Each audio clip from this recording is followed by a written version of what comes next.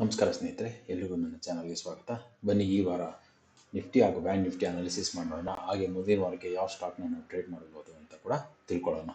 ಸ್ನೇಹಿತರೆ, ಮೊದಲಿಗೆ ನೀವು ನೋಡ್ತಿದ್ದೀರಾ, ಇದು ನಿಫ್ಟಿಯ daily time frame chart. Nifty ಒಂದು ಉತ್ತಮವಾದ ರ್ಯಾಲಿ ಕೊಟ್ಟು ಹಾಗೆ ಕಳೆದ ವಾರ ಒಂದು ಸೈಡ್ ವೇಸ್ನಲ್ಲಿ ಕೂಡ ಟ್ರೇಡ್ ಮಾಡ್ತಿತ್ತು. ಕಳೆದ ಶುಕ್ರವಾರ ಒಂದು ಬ್ರೇಕ್ ಡೌನ್ ಕೂಡ ಆಗಿತ್ತು. ಆದರೆ ಆ ಬ್ರೇಕ್ ಡೌನ್ ಫೇಲ್ಯೂರ್ ಆಗಿ ಇಮಿಡಿಯೇಟ್ ಬೈಯರ್ಸ್ ಬಂದು ಬೇರಿಶ್ ಟ್ರೇಡರ್ಸ್ನೆಲ್ಲ ಟ್ರ್ಯಾಪ್ ಮಾಡಿ ಬುಲ್ಲಿಶ್ ಸೈಡ್ ಕ್ಲೋಸ್ ಆಗಿದೆ. ಒಂದು ಉತ್ತಮವಾದ ಬುಲ್ಲಿಶ್ ಕ್ಲೋಸ್ ಅಂತಾನೂ ಹೇಳ್ಬೋದು. ನೀವು ವೀಕ್ಲಿ ಚಾರ್ಟಲ್ಲಿ ನೋಡೋದಾದ್ರೆ ಸ್ನೇಹಿತರೆ, ವೀಕ್ಲಿ ಚಾರ್ಟಲ್ಲಿ ಕೂಡ ಒಂದು ಉತ್ತಮವಾದ ಬುಲ್ಲಿಶ್ ಕ್ಯಾಂಡಲ್ ಆಗಿ ಕ್ಲೋಸ್ ಆಗಿದೆ. ಓಕೆ, ಸೊ ಈಗ ಮುಂದಿನ ದಿನಗಳಲ್ಲಿ ಏನಾಗ್ಬೋದು ಅಂತ ಹೇಳೋದಾದ್ರೆ ಸ್ನೇಹಿತರೆ, ನೀವು ನೋಡ್ತಿದ್ದೀರಲ್ಲ, ಇದು ಇಮಿಡಿಯೇಟ್ ರೆಸಿಸ್ಟೆನ್ಸ್ ಇದೆ ನಿಫ್ಟಿಯಲ್ಲಿ. ಯಾವುದು ಅಂದರೆ 24,850 ಏನಿದೆ, ಈ ಕ್ಯಾಂಡಲ್ನ ಹೈ ಏನಿದೆ, ಇದು ಇಮಿಡಿಯೇಟ್ ರೆಸಿಸ್ಟೆನ್ಸ್ ಆಗಿ ಆ್ಯಕ್ಟ್ ಮಾಡುತ್ತೆ. ಓಕೆ, ಹಾಗೆ ಸಪೋರ್ಟ್ ಬಂದು 24,500 ಏನಿದೆ, ಇದು ತುಂಬ ಇಂಪಾರ್ಟೆಂಟ್ ಸಪೋರ್ಟ್ ಆಗುತ್ತೆ. ಎಲ್ಲಿವರೆಗೂ 24,500 ಕೆಳಗಡೆ ನಿಫ್ಟಿ ಟ್ರೇಡ್ ಮಾಡಲ್ವೋ ಅಥವಾ ಕ್ಲೋಸ್ ಆಗಲ್ವೋ ಅಲ್ಲಿವರೆಗೂ ನಾವು ಇದರಲ್ಲಿ ಬೇರಿಶ್ ಇದೆ ಅಂತ ಯಾವುದೇ ರೀತಿಯಲ್ಲೂ ಎಕ್ಸ್ಪೆಕ್ಟ್ ಮಾಡೋಕ್ಕಾಗಲ್ಲ. ಹಾಗೆ ಬುಲ್ಲಿ ಸೈಡ್ಗೆ ಈ ಕ್ಯಾಂಡಲ್ ಐಯಲ್ಲಿ ಕೂಡ ಟ್ರೇಡ್ ಮಾಡ್ಬೋದು. ಒಂದು ವೇಳೆ ಈ ರೆಸಿಸ್ಟೆನ್ಸ್ ಲೆವೆಲ್ ಮೇಲೆ ಏನಾದರೂ ನಿಫ್ಟಿ ಟ್ರೇಡ್ ಮಾಡಿ ಕ್ಲೋಸ್ ಮಾಡಿದ್ರೆ ಮುಂದಿನ ದಿನಗಳಲ್ಲಿ ಇದು ಇಮಿಡಿಯೇಟ್ ರೆಸಿಸ್ಟೆನ್ಸ್ ಅಂದರೆ ಅದು ತನ್ನ ನೆಕ್ಸ್ಟ್ ರೆಸಿಸ್ಟೆನ್ಸ್ 25,200 ಏನಿದೆ ಅಲ್ಲ, ಆ ಲೆವೆಲ್ ಗಂಟ ಹೋಗುವ ಸಾಧ್ಯತೆ ಉಂಟು ಸ್ನೇಹಿತರೆ. ಓಕೆ, ಸೊ ಮುಂದಿನ ವಾರದ ಟ್ರೇಡ್ಗೆ ಈ ಎರಡು ಲೆವೆಲ್ಸ್ಗಳನ್ನ ವಾಚ್ ಮಾಡಿ. ಇವೆರಡು ತುಂಬ ಮುಖ್ಯ ಆಗಿರ್ತದೆ. ಬುಲ್ಲಿಶ್ ಕಡೆ ಬಂದು 24,850 ಹಾಗೂ ಬೇರಿಶ್ ಕಡೆ ಬಂದು 24,500. ಓಕೆ, ಈಗ ಬ್ಯಾಂಕ್ ನಿಫ್ಟಿ ನೋಡೋಣ ಬನ್ನಿ ಸ್ನೇಹಿತರೆ.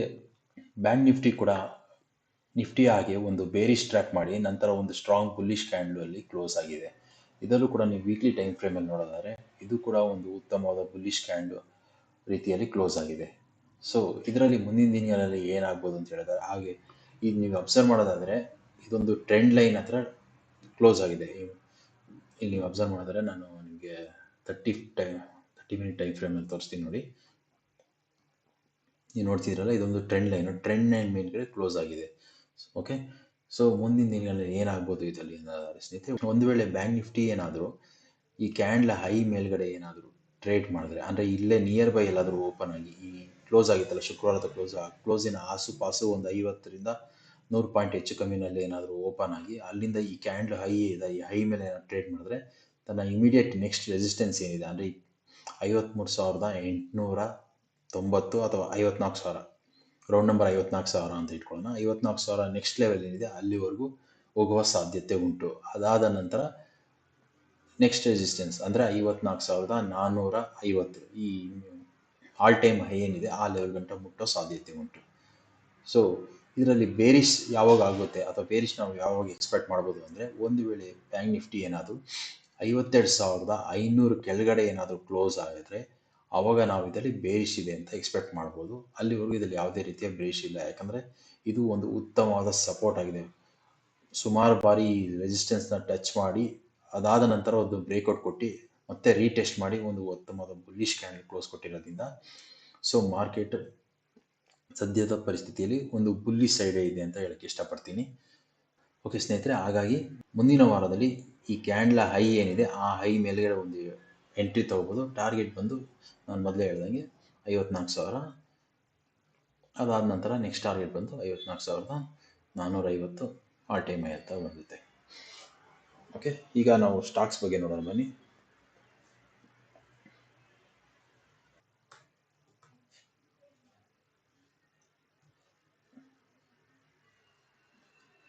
ಸ್ನೇಹಿತರೆ, ಮುಂದಿನ ವಾರಕ್ಕೆ ಟ್ರೇಡ್ ಮಾಡಬಹುದಾದಂಥ ಸ್ಟಾಕ್ ಯಾವುದು ಅಂದರೆ ICICI ಬ್ಯಾಂಕ್. ಇದು ICICI ಬ್ಯಾಂಕ್ನ ಡೈಲಿ ಟೈಮ್ ಫ್ರೇಮ್ ಚಾರ್ಟು. ನೀವು ನೋಡ್ತೀರಾ ಸ್ನೇಹಿತರೆ, ಇದೊಂದು VCP ಪ್ಯಾಟರ್ನ್ ಅಂದರೆ ವಾಲಟಾಲಿಟಿ ಕಾಂಟ್ರಾಕ್ಷನ್ ಪ್ಯಾಟರ್ನ್ ಅಂತ ಕರಿತೀವಿ ಇದನ್ನು. ಆ ಪ್ಯಾಟರ್ನ್ ಫಾರ್ಮ್ ಮಾಡಿದೆ. ಸೊ ಇದು ಒಂದು ಉತ್ತಮವಾದ ಪ್ಯಾಟರ್ನು. ನೀವು ಅಬ್ಸರ್ವ್ ಮಾಡೋದಾದರೆ ಇದು ICICI ಬ್ಯಾಂಕ್ನ ರೆಸಿಸ್ಟೆನ್ಸ್ ಆಗುತ್ತೆ. ಅಂದರೆ 1,350 ಏನಿದೆ ಇದು ಇಮಿಡಿಯೇಟ್ ರೆಸಿಸ್ಟೆನ್ಸ್ ಆಗುತ್ತೆ ICICI ಬ್ಯಾಂಕ್ಗೆ. ಓಕೆ, ಕರೆಕ್ಟಾಗಿ ಮಾಡಿ ತೋರಿಸ್ತೀನಿ. ಓಕೆ, ಈ ಲೆವೆಲ್ ಬಂದು ಇಮಿಡಿಯೇಟ್ ರೆಸಿಸ್ಟೆನ್ಸ್ ಆಗುತ್ತೆ ICICI ಬ್ಯಾಂಕ್ಗೆ. ನೀವು ಅಬ್ಸರ್ವ್ ಮಾಡೋದಾದ್ರೆ ಸ್ನೇಹಿತರೆ, ಪ್ರತಿ ಬಾರಿಯೂ ಇದು ರೆಸಿಸ್ಟೆನ್ಸ್ ಬಳಿ ಬಂದಾಗ ತನ್ನ ಪ್ರೀವಿಯಸ್ ಲೋ ಏನಿದೆ ಆ ಲೋಗಿಂತ ಮೇಲ್ಗಡೆ ಕ್ಲೋಸ್ ಆಗಿದೆ. ಅಂದರೆ ಹೈಯರ್ ಲೋ ಕ್ರಿಯೇಟ್ ಮಾಡ್ಕೊಂಡು ಬಂದಿದೆ. ಈ ಲೋ ಆಗಿಂತ ಎತ್ತರ ಈ ಲೋ ಇದೆ, ಈ ಲೋಗಿಂತ ಎತ್ತರ ಈ ಲೋ ಇದೆ. ಸೊ ಪ್ರೈಸ್ ಏನು ಮಾಡ್ತಿದೆ, ಪ್ರತಿ ಬಾರಿ ರೆಸಿಸ್ಟೆನ್ಸ್ ಬಳಿ ಬಂದಾಗ ಬೈಯರ್ಸು ಪೂರ ಕೆಳಗೆ ಬಿಡದೆ ಅದನ್ನು ಡಾಮಿನೇಟ್ ಮಾಡಿ ಮೇಲಕ್ಕೆ ಪುಷ್ ಮಾಡ್ತಿದ್ದಾರೆ.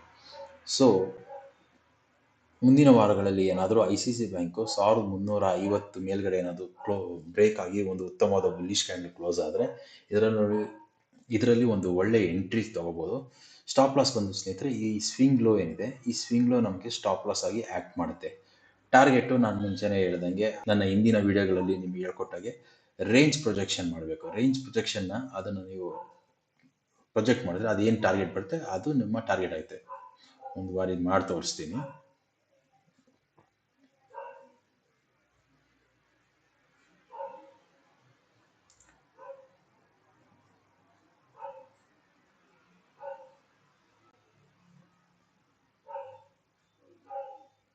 ಈ ರೇಂಜನ್ನು ನಾವು ಬ್ರೇಕ್ಔಟ್ ಲೆವೆಲಿಂದ ಪ್ರೊಜೆಕ್ಟ್ ಮಾಡಿದ್ರೆ ಬ್ರೇಕ್ಔಟ್ ಲೆವೆಲಿಂದ ನಾವು ಪ್ರೊಜೆಕ್ಟ್ ಮಾಡಿದ್ರೆ ಏನು ಟಾರ್ಗೆಟ್ ಬರುತ್ತೆ? 1470, 1450 ಅಂದ್ಕೊಳ್ಳಿ. 1450 ಗಂಟ ಟಾರ್ಗೆಟ್ ಎಕ್ಸ್ಪೆಕ್ಟ್ ಮಾಡ್ಬೋದು ಈ ಸ್ಟಾಕಲ್ಲಿ. ಓಕೆ ಸ್ನೇಹಿತರೆ, ಎಲ್ಲಿವರೆಗೂ ಒಂದು ಬುಲ್ಲಿಶ್ ಕ್ಯಾಂಡು ಈ ರೆಸಿಸ್ಟೆನ್ಸ್ ಮೇಲೆ ಕ್ಲೋಸ್ ಮಾಡಲ್ವೋ ಅಲ್ಲಿವರೆಗೂ ಇದರಲ್ಲಿ ನಾವು ಟ್ರೇಡ್ ತೊಗೊಳ್ಳೋದು ಸೇಫ್ ಅಲ್ಲ. ಯಾಕೆಂದರೆ ಕೆಲವೊಮ್ಮೆ ಫೇಕ್ ಬ್ರೇಕ್ಔಟ್ ಆಗೋ ಸಾಧ್ಯತೆಗಳು ಕೂಡ ಉಂಟು. ಹಾಗಾಗಿ ಈ ಸ್ಟಾಕಲ್ಲಿ ಒಂದು ಸ್ಟ್ರಾಂಗ್ ಬ್ರೇಕ್ಔಟ್ ಕೊಟ್ಟಾದ ನಂತರ ಎಂಟ್ರಿ ಪಡಿಬೋದು. ಓಕೆ, ಅನ್ನೆಸೆಸರಿ ಟ್ರ್ಯಾಪ್ಗಳಿಂದ ಅವಾಯ್ಡ್ ಆಗಿ ಸ್ನೇಹಿತರೆ. ಓಕೆ, ಇಷ್ಟು ನನ್ನ ಈ ವಾರದ ವಿಡಿಯೋಗಳಾಗಿತ್ತು ಸ್ನೇಹಿತರೆ. ಐ ಹೋಪ್ ನಿಮಗೆ ನನ್ನ ಈ ವಿಡಿಯೋ ಇಷ್ಟ ಆಯಿತು ಅಂತ ಅಂದ್ಕೋತೀನಿ. ಹಾಗೆ ಸ್ನೇಹಿತರೆ, ನನ್ನ ವಿಡಿಯೋ ಇಷ್ಟ ಆಗಿದ್ದಲ್ಲಿ ದಯವಿಟ್ಟು ನನ್ನ ಚಾನಲ್ನ ಲೈಕ್, ಶೇರ್ ಹಾಗೂ ಸಬ್ಸ್ಕ್ರೈಬ್ ಮಾಡಿ. ನೋಡಿದ್ದಕ್ಕೆ ಧನ್ಯವಾದಗಳು. ನಮಸ್ಕಾರ.